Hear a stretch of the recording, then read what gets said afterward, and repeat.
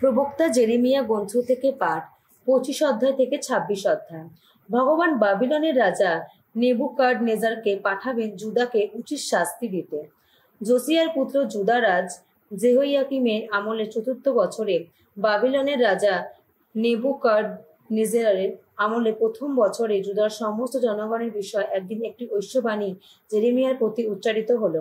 প্রবক্তা জেরেমিয়া তখন জুদা এলাকার সকলকে এবং জেরুসালেমের সমস্ত অধিবাসীকে সেই বাণী শোনালেন।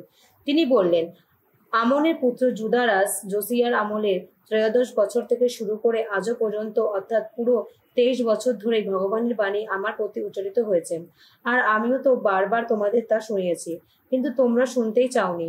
এদিকে ভগবান বারবার তোমাদের কাছে তার সেই যত সেবক প্রবক্তাকে পাঠিয়ে দিয়েছেন, কিন্তু তোমরা তো শোনোনি, শোনবার জন্য কানই দাওনি। তাদের বক্তব্য ছিল, তোমরা যে যার কুপথ ছেড়ে যে যার অপকর্ম ছেড়ে ফিরেই এসো।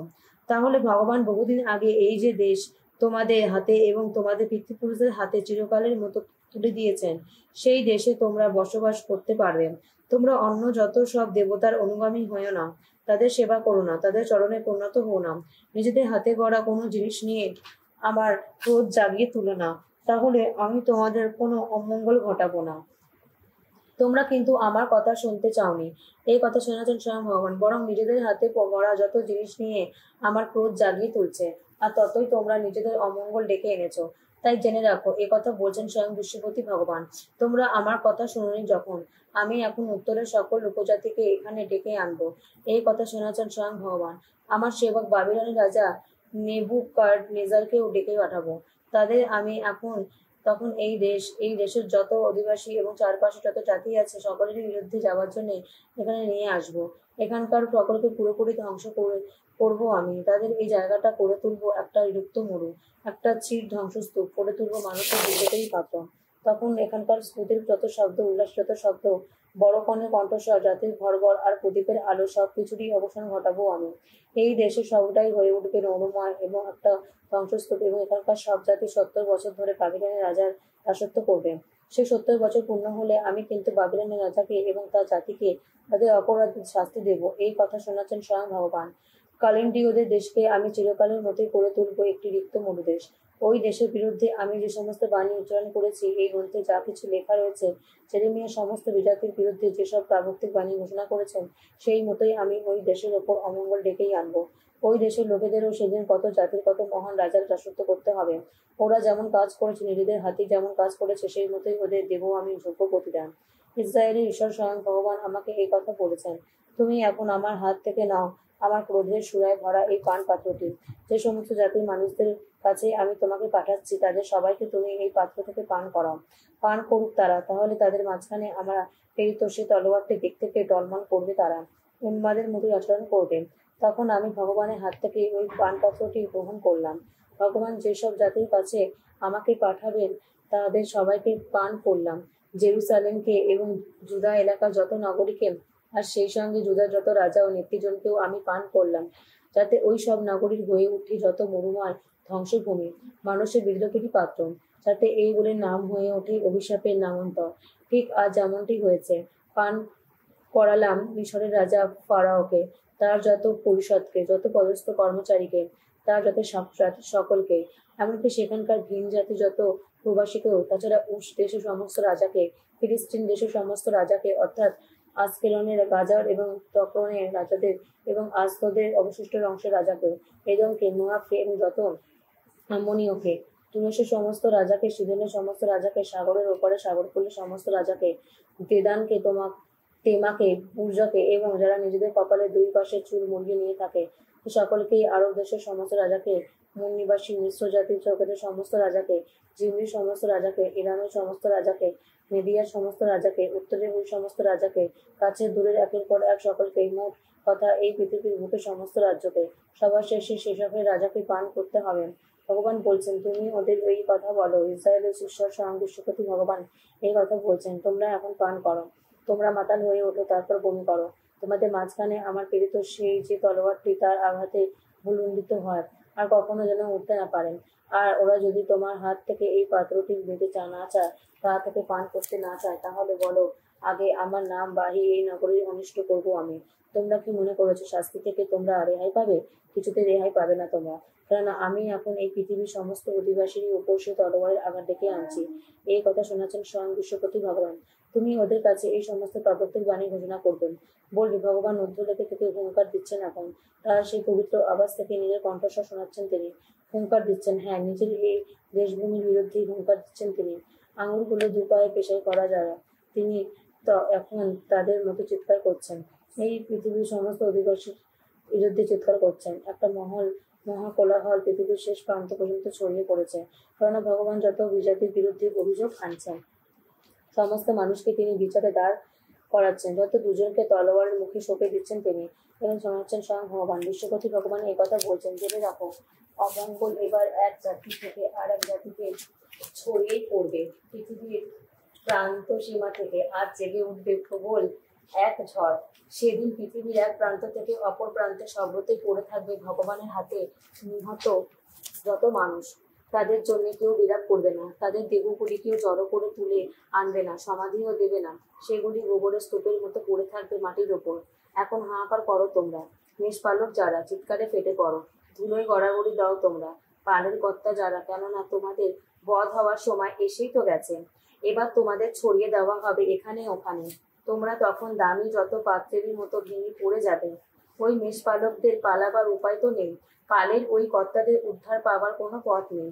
ওই শোনা যাচ্ছে মেষ পালকদের তীব্র চিৎকার, পালকের কর্তা যারা, তাদের হাহাকার, কেননা ভগবান তাদের চারণভূমি নষ্ট করে দিচ্ছেন। সেই যত শান্ত তৃণভূমি জুড়ে আর কোনো শব্দই নেই। ভগবানের ক্রোধের আগুন জ্বলছে সেখানে, তার আশা যেন কোনো সিংহের ঝোপের আস্তানা ছেড়ে বেরিয়েই আসা। অমন বিধ্বংসী আগুনের গ্রাসে পড়ে, তার অমন ক্রোধের আগুনেরই গ্রাসে পড়ে। তাদের দেশটা এখন রিক্ত মরুভূমি। জোসিয়ার পুত্র জুদারাজ জেহুয়াকিমের রাজত্বকালের প্রথম দিকে জেরেমিয়ার প্রতি উচ্চারিত হলো ভগবানের এই বাণী। স্বয়ং ভগবান এই কথা বলছেন, যাও, ভগবানের গৃহ প্রাঙ্গণে গিয়ে দাঁড়াও তুমি। আর জুদার নগরগুলি থেকে যে সমস্ত মানুষ ভগবানের গৃহে উপাসনা করতে আসে তাদের উদ্দেশ্যে তুমি বলো, তোমাকে যা কিছু বলতে বলেছি তা সবই তুমি তাদের বলো। একটা কথা বাদ দিও না, জানো, হতে পারে তারা তোমার কথা শুনবে, যে যার কুপথ ছেড়ে হয়তো ফিরেই আসবে। তার ফলে আমিও তখন তাদের ওই সব অপকর্মের জন্য তাদের যে অমঙ্গল ঘটাবো বলে ভাবছি তা আর ঘটাতে চাইবো না। তাদের তুমি এই কথা বলবে। স্বয়ং ভগবান বলছেন, তোমরা যদি আমার কথা না শোনো, আমি যে বিধান তোমাদের পালন করতে বলেছি, তোমরা যদি আমার সেই বিধানের পথে না চলো, আর আমার ওই যে সেবক প্রবক্তাদের আমি তোমাদের কাছে বারবার পাঠাচ্ছি, তোমরা অবশ্য তাদের কথা কানেই তুলেছ না। তবে এখনো তোমরা যদি তাদের কথা কানে না তোলো, তাহলে আমি কিন্তু সেই শিলোর মতোই করে তুলবো এই মন্দিরের দশা। এই নগরীর নাম আমি পৃথিবীর সমস্ত জাতির কাছে একটা অভিশাপে নামান্তর করে তুলবো। সেই সময় যাজকেরা, প্রবক্তরা আর সেখানে উপস্থিত সকলেই জেরেমিয়াকে ভগবানের গৃহে ওই সব কথা বলতে শুনতে পেল। ভগবান তাকে সকলের উদ্দেশ্যে যা কিছু বলতে বলেছিলেন, জেরেমিয়া যখন সেই সব কথা বলা শেষ করলেন, তখন যাজকেরা, প্রবক্তারা আর সেখানে উপস্থিত সবাই এসে তাকে ধরল। তারা বলল, তুমি মরবে। ভগবানের নামে প্রাবক্তিক বাণী শুনিয়ে তুমি কেনই বা এই কথা বলছো যে এই মন্দিরের দশা একদিন শিলোর মতোই হবে? এই নগরী নাকি শেষে মরুময় জনশূন্য হয়েই পড়ে থাকবে? লোকেরা সকলে তখন ভগবানে গিয়ে জেরেমিয়াকে ঘিরে ধরল। এই কথা শুনতে পেয়ে জুদার প্রধান ব্যক্তিরা রাজপ্রাসাদ থেকে ভগবানে ঘিরে উঠে এসে সেখানে নব তোরণদ্বারের সামনে যে যার আসনে বসলেন। যাজকেরা ও প্রবক্তারা তখন প্রধান ব্যক্তিদের আর সমস্ত লোকদের লক্ষ্য করে বললেন, ওই লোকটার মৃত্যুদণ্ড পাওয়াই উচিত। ও তো এই নগরের বিরুদ্ধে প্রাবক্তিক বাণী ঘোষণা করেছে, আপনারা নিজেদের কানেই তো শুনছেন। তখন জেরেমিয়া প্রধান ব্যক্তিদের আর সমস্ত লোকদের লক্ষ্য করে বললেন, আমাকে তোমরা এই মন্দির আর এই নগরের বিরুদ্ধে যে সমস্ত প্রাবক্তিক বাণী বলতে শুনেছ, স্বয়ং ভগবানের সেই সব ঘোষণা করতে আমাকে পাঠিয়েছেন। তাই শুধরে নাও তোমরা নিজেদের আচরণ, নিজেদের কাজকর্ম, তোমাদের ঈশ্বর ভগবানের আহ্বানে সাড়া দাও তোমরা। তাহলে তিনি তোমাদের বিরুদ্ধে যে অমঙ্গলের আঘাত হানবেন বলেছেন, তেমন আঘাত হানার সংকল্প পালন থেকে তিনি বিরতই হবেন। আর আমি আমি তো এখন তোমাদেরই হাতে। আমাকে নিয়ে তোমরা যা ভালো, যা ন্যায্য বলে মনে করো তাই করো। তবে একটা কথা তোমরা নিশ্চিত বলে মনে রেখো, তোমরা যদি আমাকে মেরে ফেলো, তাহলে নিজেদের ওপর এবং তোমাদের এই নগরী ও তার অধিবাসীদের ওপর তোমরা কিন্তু একজন নির্দোষ মানুষের রক্তপাতের দায়িত্ব চাপিয়ে দেবে। কেননা ভগবান সত্যি সত্যি ওইসব কথা তোমাদের শোনবার জন্যই আমাকে এখানে পাঠিয়েছেন। তখন প্রধান ব্যক্তিরা আর সমস্ত লোকেরা যাজকদের ও প্রবক্তাদের বলল, না, ওই লোকটির মৃত্যুদণ্ড পাওয়া উচিত নয়। উনি সত্যি তো আমাদের ঈশ্বর ভগবানের নামে ওইসব কথা আমাদের বলেছেন। তখন দেশের প্রবীণদের কয়েকজন উঠে সেখানে সমবেত সকলকে লক্ষ্য করে বললেন, জুদার রাজা হেজেকিয়ার আমলে সেই যে মোরোসেতের শিক্ষা প্রাবক্তিক বাণী ঘোষণা করতেন, তিনি তো একদিন জুদার সকলকে এই কথা বলেছিলেন। বিশ্বপতি ভগবান এই কথা বলছেন, গোটা সিয়নকে যেন ক্ষেতের মতোই চষে ফেলা হবে। জেরুজালেম হয়ে উঠবে এক বিপুল ধ্বংসস্তূপ। মন্দিরে পাহাড়টি হবে ঝোপঝাড়ে জঙ্গলে হয়ে ওঠা এক উচ্চভূমি। জুদার রাজা হেজেকিয়া কিংবা জুদার অন্য কেউ কি তখন তাকে মেরে ফেলেছিলেন? হেজেকিয়া কি বরং ভগবানের প্রতি সম্ভ্রম দেখাননি, তাকে অনুনয় বিনয় করেননি? তাই ভগবানও তখন এই জাতির বিরুদ্ধে যে অমঙ্গলের আঘাত হানবেন বলেছিলেন, তেমন আঘাত আনবার সংকল্প পালন থেকে তিনি বিরতই হলেন। অথচ আমরা তো আজ বিরোধের ঘোর অমঙ্গল ঘটাতে চলেছি। অন্য একজন তেমনি ভগবানের নামে প্রাবক্তিক বাণী ঘোষণা করতেন। তিনি ছিলেন কিরিয়া জেরেমিয়ার সেনুয়ার পুত্র উরিয়। তিনিও একদিন জেরেমিয়ার মতো এই নগরী আর এই দেশের বিরুদ্ধে নানা প্রাবক্তিক বাণী ঘোষণা করলেন। তার ওই সব কথা তখন রাজা জেওয়াকিমের তার যত বীর যোদ্ধার ও দেশের যত নেতৃজনে কানে গেল। রাজা তখন তাকে মেরে ফেলার পথ খুঁজতে লাগলেন। সেই খবর শুনে উরিও ভয় পেয়ে মিশরে পালিয়ে গেলেন। কিন্তু রাজা জেওয়াকিম তখন আকবরের পুত্র এলনাথানকে এবং তার সঙ্গে আরো কয়েকজনকে মিশরে পাঠিয়ে দিলেন। তারা উরিওকে মিশর থেকে বের করে এনে রাজা জেওয়াকিমের কাছে নিয়ে এলেন। রাজা তখন তাকে তলোয়ারের আঘাতে হত্যা করিয়ে তার মৃতদেহটি সাধারণ লোকেদের সমাধিতে ফেলে রাখতে বললেন। সাফানের পুত্র আহিকাম জেরেমিয়ার বেলায় কিন্তু নিজের প্রভাব খাটালেন। ফলে তাকে মেরে ফেলার জন্য লোকেদের হাতে আর তুলে দেওয়া হলো না।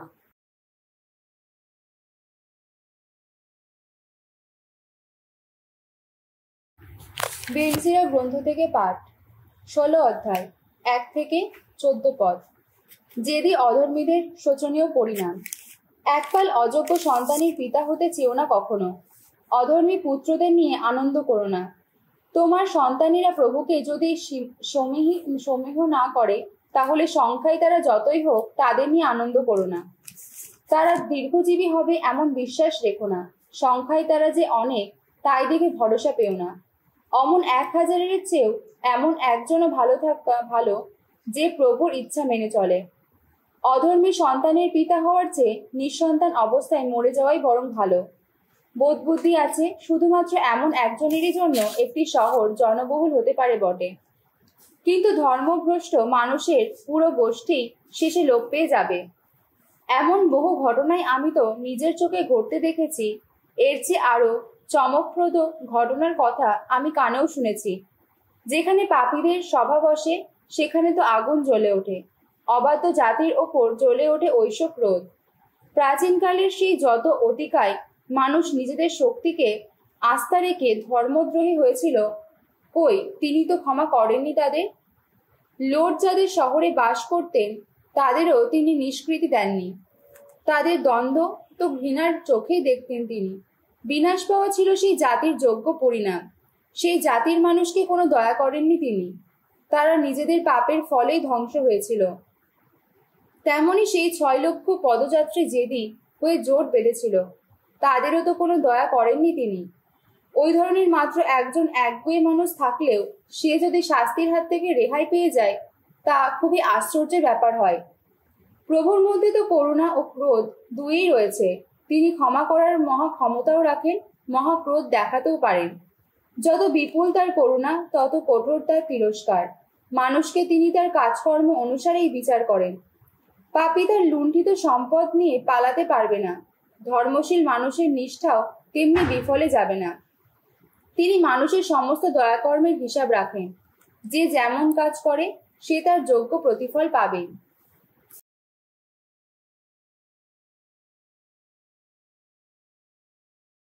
তিমথির কাছে সাধু পলের দ্বিতীয় ধর্মপত্র, অধ্যায় 4।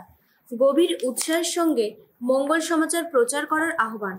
পরমেশ্বরকে সাক্ষী রেখে এবং যিনি জীবিত মৃত সকলকেই একদিন বিচার করতে আসবেন সেই খ্রিস্ট যিশুকে সাক্ষী রেখে তার আবির্ভাব ও তার রাজত্বের দোহাই দিয়ে আমি তোমাকে আদেশ দিচ্ছি, ঐশবাণী প্রচার করো। সময়ে অসময়ে উদ্যমের সঙ্গেই তা প্রচার করো। মানুষের যত ভুল ধারণা ভেঙে দাও, তাকে তিরস্কার করো, তার কাছে একান্ত আবেদন জানাও, আর সর্বদাই সহিষ্ণু হয়ে ধর্মশিক্ষা দেবার উদ্দেশ্য নিয়েই ওই সব কিছু করো। কারণ এমন দিন আসবে যখন মানুষ সেই যথার্থ শিক্ষা শুনতেই চাইবে না। তারা বরং তাদের খেয়াল খুশি মতোই নিজেদের চারপাশে এমন সব গুরুর ভিড় জমিয়ে তুলবে যারা নানা কথার সুরসুরি দিয়ে তাদের মন জুগিয়ে চলবে। তখন সত্যের কোনো কথাই আর কানে নেবে না তারা, বরং যত উপকথাতেই মন দেবে। তুমি কিন্তু যে কোনো অবস্থাতেই স্থির সংযত হয়ে থেকো। ধৈর্যের সঙ্গে সমস্ত দুঃখ লাঞ্ছনাই মেনে নিও। মঙ্গল সমাচার প্রচারকের কাজ চালিয়ে যেও। সঠিকভাবে পালন করে চলো তোমার যত সেবা দায়িত্ব। এদিকে আমার প্রাণটাকে এরই মধ্যে অর্ঘ্যের মতো ঢেলে দেওয়া শুরু হয়ে গেছে। আমার যাবার সময় এসে গেছে। সংগ্রাম করেছি শুভ সংগ্রাম, শেষ করেছি নির্দিষ্ট দৌড়, অটুট রেখেছি আমার খ্রিস্ট বিশ্বাস। তাই এখন থেকে আমার জন্য রাখা রইল ধর্মিষ্ঠতার সেই বিজয় মুকুট, যে মুকুট ধর্মময় বিচারক স্বয়ং প্রভু সেই মহাদিনটিতে আমাকে পরিয়ে দেবেন। আর শুধু আমাকে কেন, তাদের সকলকেই পরিয়ে দেবেন যারা গভীর ভক্তি নিয়ে তার সেই আবির্ভাবের পথ চেয়ে থাকবে। তুমি বরং দেরি না করে আমার কাছে চলে আসার জন্যই আপ্রাণ চেষ্টা করো। কেননা দেমাস এই সংসারের মায়ায় পড়ে আমাকে ত্যাগ করেছে ও এখন থেসালোনিকিতে চলে গেছে। এদিকে আবার ক্রেসেন্স যেতে হয়েছে গালাতিয়ার আর তিতকে দালমাতিয়ার।